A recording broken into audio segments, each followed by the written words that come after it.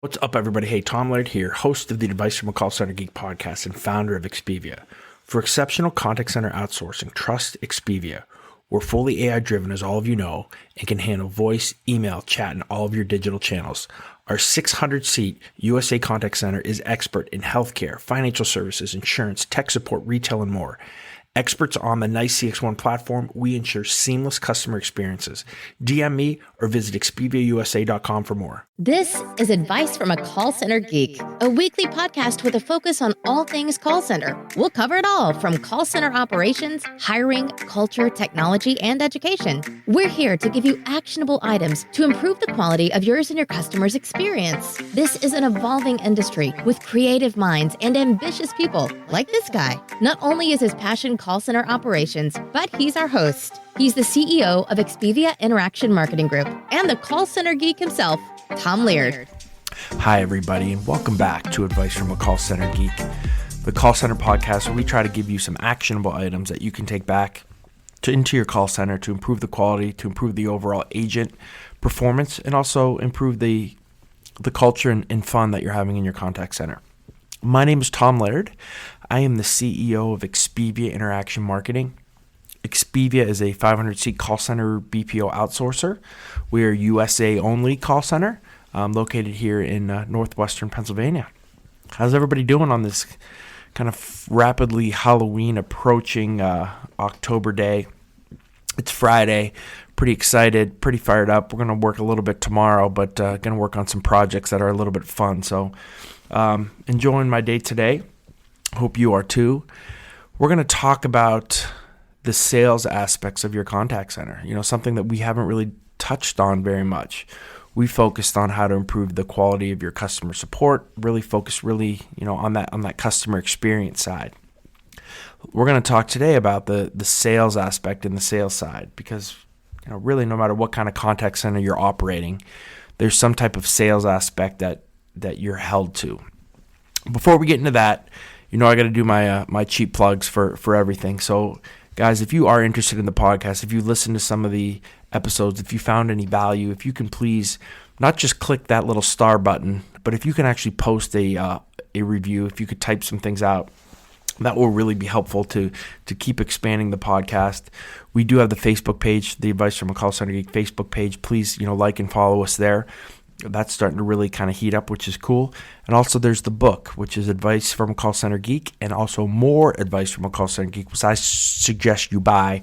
Kind of forget the other one because more Advice from a Call Center Geek has everything in the first one, plus another 50 to 60 pages. Again, those are out there for you as well. So let's talk about call center sales. So again, as I kind of just talked about, so no matter what type of contact center you're operating, there's always some type of sales, right? So you guys in the customer service call centers, you're looking to upsell sometimes, you're looking to cross-sell different types of products. Outbound call centers are, of course, always looking to sell. If you are just an inbound contact center that is a sales aspect or an order taking, again, it goes beyond a little bit of the customer support. You're looking to not only help the customer purchase things, but obviously looking to enhance that with a cross-sell or upsell. So we have found this, and tell me if this is true or kind of think this through in your contact center. So when we go out again and consult, almost all the internal call centers, they fight this concept of kind of an interdepartmental mingling on what's important, right? So the finance guys, they want the numbers to be at X, right? So you need to sell X. The customer service executives still want the quality to be at Y, right? So you're kind of fighting between those two. And it's a struggle in a lot of centers, between what even KPIs do we measure? Do we focus more on the sales aspect, or do we focus more on the customer support aspect? There used to be a very, very large bank that we used to work for, and we handled all their card services. So, customers would call with a credit card issue. We would handle that credit card issue, and then there's like 8 or 9 products that they would have flagged, and they would flag like the top 3 that they thought this customer would want. And we were held to, selling a certain conversion number for that. And to be honest, they didn't care about their customer service numbers at all. So we would be, really high, maybe in the customer service or maybe low one month in one of the products, and we would get beat up. There'd be other months maybe your customer service or your CSAT scores were a little bit lower, but your sales aspects were great and they were happy. That meant that their finance people, the people that were kind of the bean counters, were really the ones that were in charge. So you got to kind of know that. I think especially if you're new and you're running an internal call center. So understand, and sometimes maybe it's not right, but still it's understand what the higher ups and what the company's culture is trying to focus on. And that's kind of how you want to tailor some of your KPIs. Now, again, we're talking more sales aspects. So if you're still looking for that world-class center, we're going to go back to the other things that we've measured and talked about from sentiment scoring and CSAT and NPS and all that. But, with this aspect, I think we're going to talk more about a call center that's really focusing on your sales and your sales KPIs. So I'm going to bring up a concept or a theory that some of you might like and some of you might think I'm crazy. But in our call center here at Expedia, we pretty much do not have, well, maybe there's one really larger client that we have that is just pure customer support. But everything we do, there's an aspect of sales. We also do some outbound telemarketing. We're very customer based. So any of the outbound, we don't cold call anybody. We're not doing any pay for performance like I know some of you guys may be doing out there. We don't do any of that. One of our main outbound, and that's what I want to focus on here because I think it ties really well to the inbound side too. It gives a really good example of it. But on the outbound side for this specific client, they do a ton of buys of Facebook ad buys. And when a customer fills out the form, they also do some direct response as well. But when the customer fills out these forms, those forms through an API come to us. We make an outbound phone call to these customers and try to get them to sell. And then, we can cross-sell and upsell some different products as well. So we have permission to talk to them, permission to call. They're the only outbound that we'll do. And by the way, it's click to call too. We've gotten rid of our dialer. We'll probably do a whole TCPA and do not call list episode next week. But anyway, let me get back to what I was saying. We don't say how many sales do you have or what is your sales conversion. All right, we use a different term, which is an ERQ. So we say, how many ERQs do you have, or ERQs? And the ERQs stands for end result of quality, right? So let me go back and tell me if this is your call center, right? If you are a sales type call center, you're dealing with chargebacks, right? You're dealing with maybe some customer complaints from people who say that they haven't ordered or they didn't want that product, right? If you are giving your sales guys a commission based solely on sales, how do you make sure that they're selling the proper way? How do you make sure that they're getting that sales process done with a high amount of quality and not just putting garbage through, right? Because that's the main issue, making sure that the customer really wants the product, that you're selling it the right way. So what we have decided is we got rid of the word sales because we're not selling. We're trying to find the end result of quality. And for the end result of quality for those type of programs, that's pretty much a sale. So, it really means our associates did what they needed to do on the call with a very high level of quality, and they secured a sale the right way. So what is the right way? What does that mean? Well, there's about 4 or 5 different ways that we measure what a good ERQ is, right? So one is obviously they were in full compliance with all regulations, that they gave all the proper language of the disclosures and its full context. They read the disclosure absolutely verbatim if we're doing any type of recording, which normally we do. Our rule is that if you're approaching the line on a compliance issue, you're over the line. So we try to stay as far away as we can from anything that's even remotely questionable when it comes to any type of compliance or when it comes to any type of disclosures that we need to read for the customer. The next one is the tone of the associate. So we want to make sure that even though that we're on a sales call or a customer service call and they have different goals, the tone should really be the same. We always talk about how the tone is the message. So again, now this is us. In an end result of quality, I don't want to sound like that used car salesman guy, right? I don't want my voice to be that way. There still needs to be a level of professionalism, and I think you sell more that way than if you're trying to do things the right way. If you're trying to just slam things and get through people, then this podcast isn't for you, because that's not an end result of quality. That's just some slimy sales tactics that we don't do. So whether you're on an inbound customer support call, helping the customer out, and then really trying to find them a product that matches, what their needs may be from a cross-sell, upsell, the tone needs to be the same. You can't change it, and you can't be that slimy guy, which I think is kind of self-explanatory. You're probably not getting anything great out of that, but it's something that I think, needs to be said. The third thing is we sell it the right way.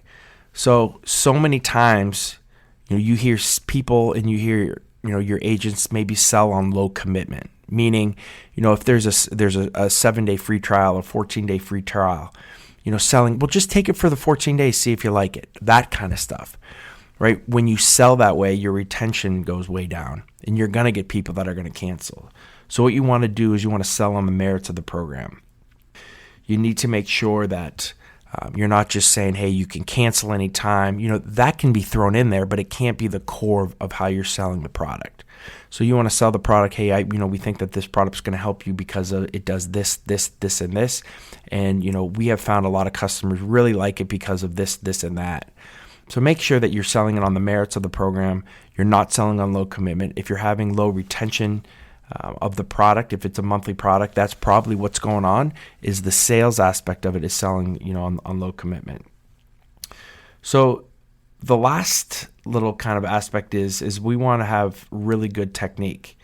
Most insurance and financial service products, they have scripts that need to be, really adhered to because, legal has probably beat them up so much that we have to make sure that we're adhering, again, not just to the disclosure, but certain things that we say on the call and how we sell it.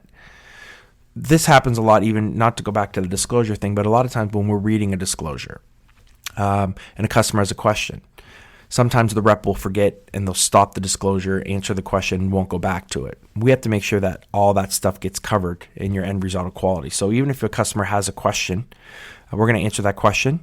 And then we're going to go back to where we were and make sure that we're saying the right things. We're getting everything through. So, that transition to the end, to the question and the scripting is kind of seamless. So for a quick summary, right, making sure that your end result of quality for a sale, for an upsell, for a cross-sell is one, that the agent was in full compliance, right, with all the regulations. They read all the proper disclosures. Everything was read perfectly.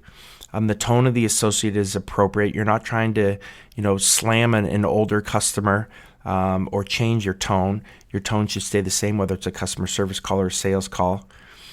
You need to then, again, selling on the merits of the program or the product, not selling on low commitment, not selling things just to get it into the customer's hand. Again, if you do that, if that's the sales tactic, understand that you're going to have lower retention. You're going to have more people that are going to be canceling. So you're going to end up paying for it, whether you're coming or going here. And then making sure that their technique is right? Again, how they're selling it is appropriate, that they're following and going through the proper things. And the other thing is, too, with that is, if you're on a customer service call and you're doing any type of cross-sell or upsell, make sure that you handle the customer service piece of it first. And then the other little tip that I have, too, and this is common sense, but so many of you guys are not doing it, is make sure that what the customer is calling in from a customer, and again, this is from an upsell or cross-sell on a customer support. Make sure that the product matches, or is kind of relevant to why the customer's calling in, or relevant to the product or the service that they're calling in about. We see so many times that there's such a mismatch with the cross-sell or upsell. It doesn't make sense, and they wonder why it's not working. So again, in our, culture, anyone can get a sale. They're easy. Anybody can fudge information. Anyone can push a customer over the line. That doesn't take any skill. That doesn't take any talent. Getting a sale in our organization is actually kind of looked down upon, right? So you can change the culture of your center if you're getting these type of improper sales. How you do that is change that format, change that concept to an ERQ. You want the end result of quality. And if you do all those things from a quality standpoint, those are going to be sales. But we kind of look down upon sales, and we look up on our ERQs, on our end results of quality. So that's kind of the way that we have changed and kind of morphed our sales kind of teams and our sales KPIs into things that are very high quality, very high retention levels from from a conversion standpoint, and then the sticking point too, right? So the customer's going to keep the product because we're selling it the right way. We're not just trying to slam it, get it into their hands from a a couple weeks free kind of deal. So I want to wrap this up because I think that's a lot of information. But I have had a lot of calls, or I should say more emails and some DMs from LinkedIn on what stats or what are we trying to track in our outbound calling. What are some of the main KPIs that we're looking for? So let me go over. I'm just going to actually look down a report that we send to a client. And these are the things that we're tracking that you should really start to think of tracking from an outbound center side. And then I'm going to tie into, some of the numbers that, obviously correlate to an inbound, to the inbound kind of cross-sell, upsell conversion numbers as well. So obviously, we have the gross amount of leads that we're going to have to call. We then take out our scrubs and suppressions, right? So if there's a state that we can't call, or if there's, something like that, we take all those out. So then we have our net amount of leads. We're going to track every day the penetration of them. So what percentage are we kind of attriting, right? So if we started with 100,000 leads and, after a week we're at 90,000 leads, right? Our penetration is right around 10%. So we're kind of constantly keeping track of that because we know, when numbers get to 50, 60, 70% penetrated, we're going to have a pretty big drop in our sales. So, we're looking at kind of all that. Obviously, we're tracking the hours that we're putting on them every single day. You need to track your hours so then you can get the really, the hourly stats such as your total sales, but more importantly, your sales per hour. Right, and I'm kind of not using the ERQ because I know you guys don't use that. That's probably brand new, and you might have hated it or liked it, but y'all use sales. So you want to obviously track your sales per hour, which I think you can figure out the math of that. We want to know our contacts. So contacts are when we pick up the phone, we dialed, and we talked to the right person on the other line, right? So you didn't, dial my house and talk to my daughter, right? You actually talked to me, which is the proper contact.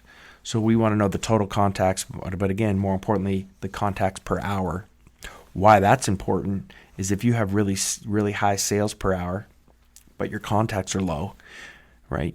You're going to be able to double, or you could, really, really raise your sales if you can get your contacts up. And there's some techniques and things that you can do then to try to work that through, whether it's to dial more, whether it's to do some other things from an algorithm side of who you're calling when, all that kind of stuff plays into it. We also want to know our completes per hour. So basically, how many leads are we taking out of commission every single hour?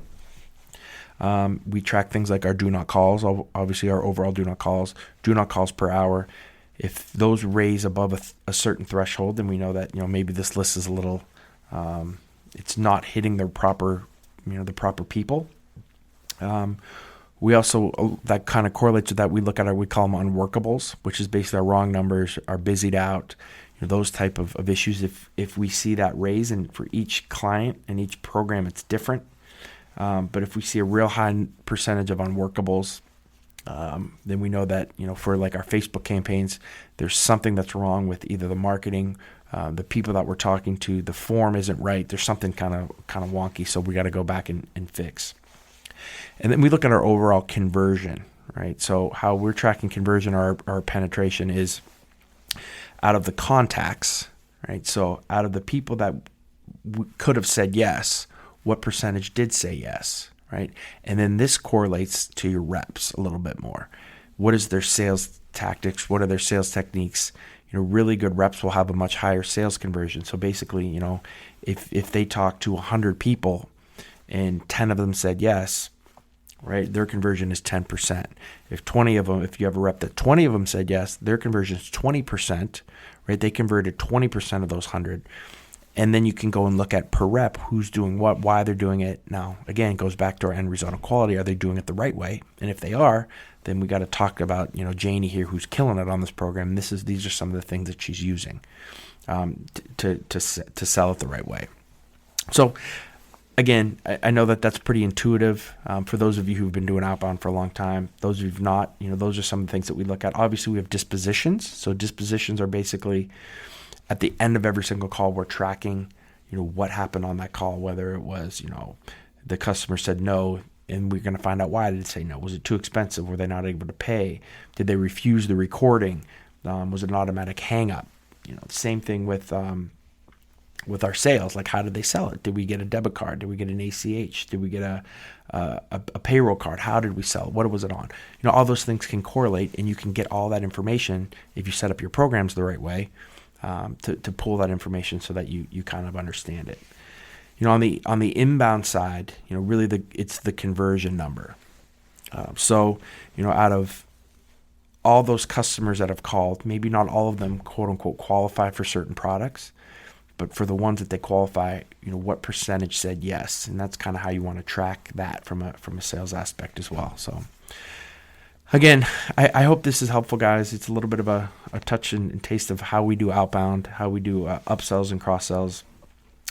Again, if you can, please post a review. I would really appreciate it. Especially if you're listening to this on iTunes, that would be awesome. Check out the book, More Advice from a Call Center Geek. It's been out. It's been selling really well. I think you guys have really liked it, and I'd love to see more of you on the Facebook page, or if you have any questions or comments or concerns to hit me up on LinkedIn. I'd love to hear from some of you guys out there. Thank you guys very much. I hope that this was helpful, and I'll talk to you guys all next week.